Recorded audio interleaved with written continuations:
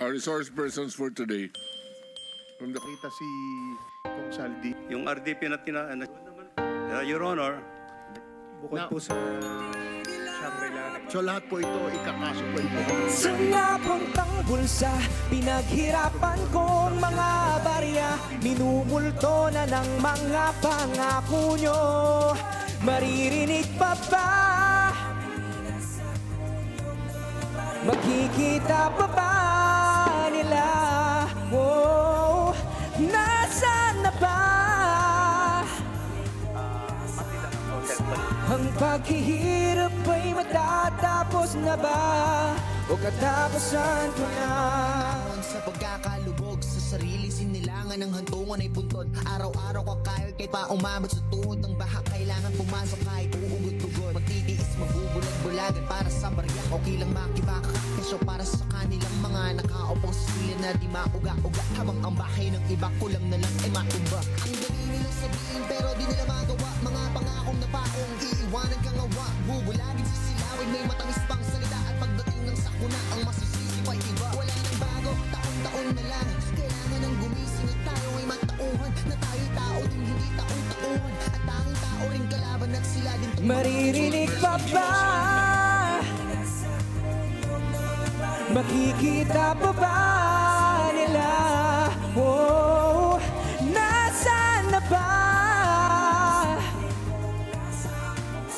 ang paghihirap ay matatapos na ba?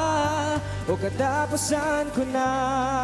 Inuutulan tayo ng mga hutok-utukang nilang utak ng demonyo. Tinakas-takasan, pinanglilibang-liban. At tapos pagdating sa dulo, tayo lang ay pagkataon na nakawatan na dapat ay nasa kulungan. Sila yung nalalamang ginagasta at ipinaghirapan. Tayo lang yung naghihirap, sila nangungurap. Sa atin masaklap, sa kanila sarap. Nasakyan sa pinakalilim ng mga bungo. Pinadinepan nila buhay ng ating metro. Kaming maglalakad, magbibigay ng pugis sa inyo. Habang kayo nakasakay, sigaw kayo iboto. Napakaalat na nabanat sa pangako niyong makalat. Huwag nyo na lang hintay kayo magsanay pero sa lupa't dagat. Pag bumutok ang bulkan ng mga dalamangan ninyo, baka tayo'y magkagulo kaya ay makinig kayo. So, umaahon tayo ba o sino? Mga ngiti nila habang nakalupog ka pa sa napuntang bulsa. Pinaghirapan kong mga barya, minumulto na ng mga pangako nyo. Boy, di lang to tungkol sa salapi. Lugmukan na sa hirap, ang hirap ang umiti. Magtrabaho siyam na oras na yung pagod pag-uwi. Habang sila'y nasa palasyo, tapos sige ang bilhin na kung ano-ano. Rolls Royce, mamahalin na damit at sapatos, so boy. Lubog na sa baha, tsaka sa utang na tampo. Mga babayan nakalutang hanggat merong mga tutang nagpapagamit sa mga oligarko na sabik. Nakunin yung dapat sa atin ay malabong umalik. Sa katotohanan na nagdulot sa atin ang sakit na habang may tulad nila sa Pilipinas. Mapahit ang daranasin mo, manil mo nga sabihin na hindi ka nagising sa mga lirik. Kung alam mo di nang galing sa bibig. Ilang beses pabubunutin yung naiwan na tinitubuksan mo ang iyong tenga, ibuka ang iyong bibig. Maririnig pa ba mga daing nila? Ang paghihirap ko'y matatapos na ba? O katapusan ko na? We're so pumped up this morning with singer, songwriter, vocal coach, and social media star, Justin Toller. Good morning, Justin, for joining us this morning. Thank you so much. Wow, what a song. Yeah. At nakukuha talaga yung damdamin nating mga Pilipino currently. Yeah. So, what inspired you to write that song? Actually, I wrote that song around September 4, yung time na yun. Sabi ko, nakapanood ako ng documentaries. Tapos sabi ko, ngayon lang ako nagalit ng todo. As in, to the point na sobrang intense nung galit na yun. And that night, sabi ko, hindi ko express to through music. Kasi hindi ako si Justin Toller na walang ginagawang music kapag hindi siya nagagalit or naiiyak or na something. Ito punong-puno talaga ako ng galit eh. So ito, emotions na ito, yung galit, ito talaga yung nagbibigay sa'yo ng, kumbaga sabihin natin, power. Yes, to write exactly. something this powerful. And currently, sikat na sikat itong kanta mo. Yes. Anong pakiramdam that, a lot of people are, doing duets tuwang-tuwa ako kasi hindi lang ako yung nakaramdam ng galit, nag-express ng galit, kundi actually I did an open verse for this. That's why this goes viral because of it. Yeah. At maraming taong nag-do it ng almost 1,000 in just a few days, ha? That's true. Tapos nakapakinggan mo yung ano yung pakiramdam na hindi lang ikaw yung lumalaban sa pakiramdam na to, kundi nakita mo yung verses nila, grabe yung galit nila, grabe yung pagmamahal nila sa Pilipinas. Sobrang naka-inspire. Itong Bulsa ba, sinulat mo siya as a full song o talagang it's meant to be something like this? Yeah, it was intended originally for open verse only. Yun. So, ang nangyari doon is kung sinabi natin open verse sa mga hindi nakakaalam, it doesn't, I'm going to write a chorus only and then I'll give an opportunity to everyone to do with that, to give their own interpretation of that song, to give their own verses of that song. Yeah, yun yung open verse. And importante yan, ano? Lalo na ngayon, usong-uso yung collab. Yeah. And you don't have to be together to, make something this great. Yep, you can do it online. Oo. And ikaw mismo, this is not the first time that you did this, no? Itong open verse, no? No. Lagi mo siyang ginagawa. Yearly, even elections, pag may mga ganitong klase, West Philippines era, lagi ko itong ginagawa. And marami akong mga songs about the country, patriotic, like. Yeah, well, of course, this is important, ano? Kasi nababanggit mo, pag may mga nangyayaring controversial sa bansa, you do this open verse music para maka-collaborate yung iba. Yeah. And this one is the biggest so far. Is that the case? Yes, actually, yeah. O kaya panoorin natin itong ilan sa mga Bulsa open verse entries, and after playing them back, Justin, we will ask you to give few comments about what you've seen. Okay. All right, so let's start with the first one. Umaahon tayo ba o sila? Mga ngiti nila habang nakalubog ka pa sa napuntang bulsa. Pinaghirapan kong mga barya, minumulto na ng mga pangako nyo. Hoy, makinig kayo.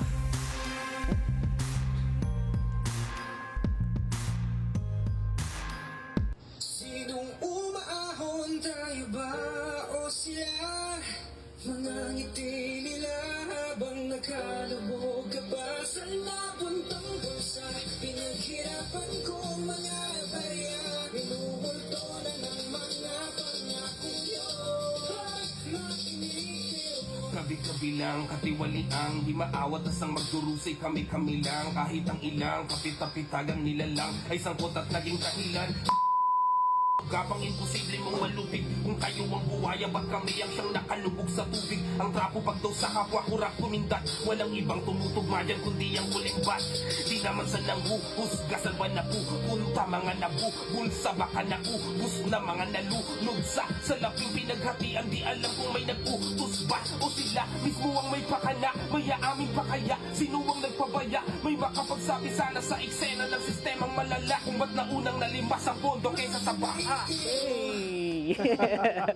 Well, Poison 13's Bulsa entry has 1.3 million views on Facebook. So anong pinaka nagustuhan mo dito sa version na ito? Actually, si Poison 13, kilala ng lahat yan, si Poison 13 sa Flip Top. So he's a very famous in Flip Top era. And one of the famous Flip Topper, the way he wrote his lines, no, hindi siya direct to the point. He's full of logical, hindi siya direct to the point yung sasabihin niya. Meron siyang mga rhymings na talagang mapapaindak ka. At isa sa mga lines, mga notable lines na sinulat ko dun, yung narinig ko dun sa kanya is, kung kayo ang mga buhaya, ba't kami ang siyang nakalubog sa tubig? That's logical. Very powerful. Diba? Alam niya na ibig sabihin nun. And then the last one is the question of, like, bakit mas naunang nalimas ang pondo kaysa sa baha? Diba? It's a question for every one of us. It's a powerful question. Yeah, gusto ko kasi isang verse niya. And actually, I'm trying to consider, Kuya Marco, siya ang pangalan niya is Marco Ogena. I'm trying to contact him to, before ko na-release yung song, isa sana siya sa mga Okay, so Poison 13, if you're listening right now, hinahanap ka na ni Justin. But anyway, panoorin natin yung next Bulsa open verse entry, which has 2.2 million views on Facebook from Edwin Hurry Jr. Sinong umaahon, tayo ba o sila? Malamang sila. Mga ngiti nila habang nakalubog ka pa sa napuntang bulsa. Pinaghirapan kong mga barya, minumulto na ng mga pangako nyo. Ako'y nagtataka at laging napapatanong kung ba't kahit anong sipag di makaahon. Ba't ganun? Di sapat ang sweldo, kaya sa utang ay baon. Ganito pala pag ang bansa'y wala ng direksyon. Hoy, makinig kayo, bawal ang bingis. Sino ba talaga sa atin ang tunay na may silbi? Kumakayod kami para sa baryang kaunti, habang kayo'y nakahigat na lulunod sa salapi. Matanong ko lang, kamusta kayo dyan? Masarap ba ang buhay ng mga taong kawatan? Busugan dyan dahil sa nakawat kasakiman, mga buwayang mayroong mga magandang sasakyan. Sana lang tayong lahat ay matauhan, bawat boto natin may kapangyarihan. Katapatan sa bayan kailan makakamtan, di pa ba sapat kanta ni Sir Aris na upuan? Right, si Edwin Hurry Jr. ay isang recording artist at YouTuber na sumikat sa kanyang Harana Pranks. Now, your comment to that entry? Yeah, he's my friend. Shout out to you, Edwin. Grabe kasi mga singers, mga singers din, talagang kumakasa sa rap. They're not really singers, but they are trying to give a verse for it because they know how important na makapagbigay tayo ng boses sa ganitong klaseng issue. And Edwin Harry is trying to say something na ito yung sitwasyon namin lahat. At kamusta kayo dyan? Kayo, ang sarap-sarap ng buhay nyo, kami nandito ngayon. Grabe, exact. Sinabi pa niya yung part na maging matauhan na tayo when it comes to voting. Really, it's a call for action sa mga tao. Now, Justin, let's watch this next Bulsa entry which has already amassed 7.2 million views. So let's watch this. Sinong umaahon, tayo ba o sila? Mga ngiti nila habang nakalubog ka pa sa napuntang bulsa. Pinaghirapan kong mga barya, minumulto na ng mga pangako nyo. Makinig kayo. Aking sinilangan ng pangalan ay Pinas. Dito na ako nahubog, humina at lumakas. Dami na akong nakilala na booking at kumalas. Bakit pare-pareho lamang ang sistema sa taas? Di ko to nilalahat pero sa akin kaibigan, sa tuwing nakikita ka babayan di umaangat. Kahit ano pang sipa, binabawasan pa nila. Kahit anong sigaw ay di pa rin sila makawala sa sistema. Hawak-hawak na tanika lang. Panginoon, bakit ganito kinahinatan ng bansa? Madami nang nalululong, lahat sila'y bumubulong. Pero kahit anong bigat na kaso ay walang nakukulong. Siya ng tagasunod, pamamatawad po ang agad akong lumuluhod. Bumubukod, sumusunod na lang tayo sa kleptokrasya. Tungto ng puro dahilan, makinig kayo. Alam mo, itong Team Katagumpay, mukhang very popular sila sa social media na may 10 million followers. Yep. Kilala mo ba sila personally? Yeah. Si Kuya Jay, JTV. Kamusta? Kamusta yung interaction nyo? Did you ask him to do this? I didn't ask them. I just gusto ko lang talaga mag-express ng ko, then bahala na kung sino makakuha. And then nag-reach out sila sa akin. I just want to put a verse on your song. Nagpaalam sila sa akin, sige go po, tuwang-tuwa ako. Actually, naiiyak ako kasi grabe yung mga nila grabe yung mga verses nila na talagang out of emotion. Based ba sa Pilipinas itong si Team Katagumpay? Ay, nandito po siya. Nandito siya ngayon. Wow. So, around Cebu, I guess. Nagkikita ba kayo every now and then? Hindi pa. So, ito puro online talaga. And they contact you online as well. Yep. Anong feeling that, these popular YouTubers and social media individuals are, they wanted to collaborate with you and your song? Yeah, actually nakaka-flatter kasi syempre napapanood nila ako, and ang pinaka natutuwa ako is yung kumasa sila sa verses na to. Kasi ang pakiramdam nun is parang hindi lang ako nag-iisa sa laban na to kasi buong Pilipino.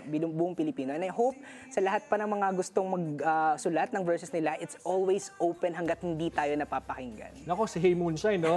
Nakikinig si attorney sa atin, baka naman. Another verse from attorney. Sorry, it's not something that I don't mean to put you on the spot, but baka naman, attorney. But anyway, from your end, kamusta yung views nitong mga pinopost mo sa social media ngayon? Especially itong Bulsa. I just want to share lang, very, very short. Kasi before ko to i-release yung open verse na to, hindi ko siya nirelease on Spotify or any distribution platforms. Pero may naunahan ako na i-release siya. So ang nangyari, yung all of the people who duet that video or remixed it is na-mute because of it. I did not intend to upload it on social media. Pero na-mute sila dahil kami yung na-copyright dahil doon. So So ninakaw yung kanta mo, in short. Yeah, Bulsa is about pagnanakaw and nanakaw. Binulsa din yung kanta mo. So ang nangyari ngayon, trying to collab with other, kaya kinanta ko sila Poison 13, kinanta ko sila before, collab tayo kasi yung schedule nila is hindi talaga match. Magkaroon ka ng guessing last time. Kaya kinuha ko yung mga sila Sky Bryant, Eunice and Eljus, sila yung mga available talaga at sila yung mga napaka-powerful din na verses. Sila yung mga sinama ko sa sa official song. Nirelease ko na to. You can stream it on Spotify. At ang views niya ngayon is around nasa 40. So nabawi mo na ang kanta mo. Okay. Around nasa 40,000 views na siya ngayon. Wow! Congratulations. So sana mabawi din natin yung pera ng bayan kagaya ng pagbawi ni Justin sa kanyang kanta. So, anong mensahe sa mga musicians na kagaya mo na sa gitna nitong mga political turmoils natin sa Pilipinas? Ano bang dapat gawin ng artist sa panahon ngayon? Ako kasi sa akin, I'm not just an artist of like you want to express your own thoughts through song, pero gusto ko kasing idama yung Pilipinas sa arts ng music. So I'm not just really, so sa mga kapwa ko, musicians, attorney, and we try to be united this time. We create a music that can enlighten all the people na gisingin. Ito yung kailangan natin gawin. We have to create an advocacy, anti-corruption. And ayun, sana ma-inspire natin yung lahat ng mga tao sa paligid natin, mapa-musician or hindi. Your advice to those musicians din, mga songwriters na para maiwasan din nilang manakaw naman yung mga kanta nila at maibulsa. Alright. Okay, this is my we have an attorney kasi in-advise din kami na you have to put it on intellectual property. You should register the song before releasing it. So in that case, kahit manakaw siya, you have a legal proof that that song is coming from you originally. Alright, so mapapakinggan ulit natin si Justin with another song. But before that, baka gusto mong invite yung ating mga viewers to follow you sa inyong social media accounts? Yep. My name is Justin Toller. You can follow me on all my social media accounts, TikTok, Facebook, and Instagram. And you can subscribe to my YouTube channel as well. Thank you so much. And please stream Bulsa on Spotify and all distribution platforms. All right. Thank you very much, Justin Toller. And once again, here's Justin Toller with Bulsa. Resource persons for today. Nakita si Sinong umahon, tayo ba o sila? Mga ngiti nila habang nakalubog ka pa sa napuntang bulsa. Pinaghirapan kong mga barya, minumulto na ng mga pangako nyo. Hoy, maririnig pa ba? Makikita pa ba?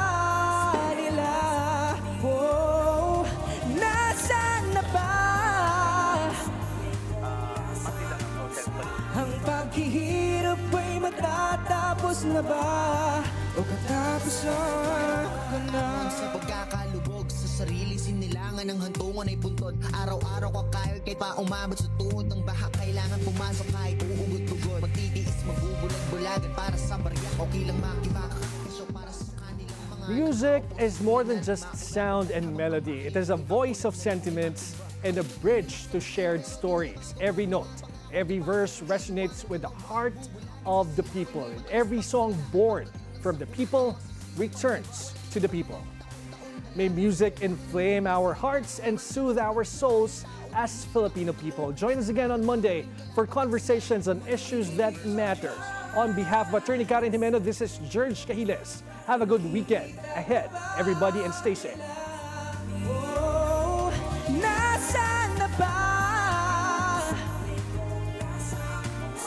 Ang paghihirap ay matatapos na ba? O katapusan ko na?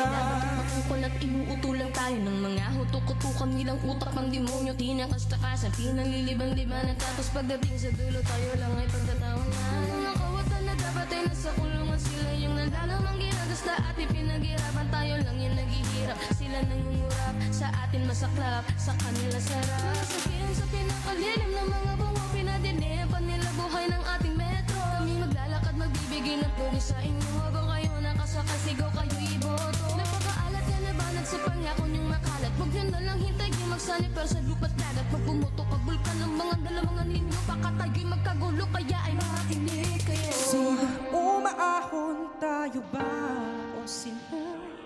Mga ngiti nila habang nakalubog ka pa sa napuntang bulsa. Pinaghirapan kong mga barya, minumulto na ng mga pangako nyo. Hoy, makinig kayo. Di lang to tungkol sa salapi, lugmukan na sa hirap, ang hirap ang umiti. Magtrabaho siyam na oras, dala yung pagod pag-uwi. Habang sila'y nasa palasyo, tapos sige ang bilhin ng kung ano-ano. Rolls Royce, mamahalin na damit, tas sapatos, so boy. Lubog na sa baha, tsaka sa utang at ang putya. Mga buwayan nakalutang hanggat merong mga tutang nagpapagamit sa mga oligato na sabik. Nakunin yung dapat sa atin ay malabong umalik. Sa katotohanan na nagdulot sa atin ang sakit, na habang may tulad nila sa Pilipinas, mapahit ang daranasin mo. Manil mo nga sabihin na hindi ka nagising sa mga lirik. Kung alam mo di nang galing sa bibig, ilang beses mabubunutin yung naiwan na tinitubuksan mo ang iyong tenga, ibuka ang iyong bibig. Maririnig pa ba mga daing nila? Ang paghihirap ay matatapos na ba? O katapusan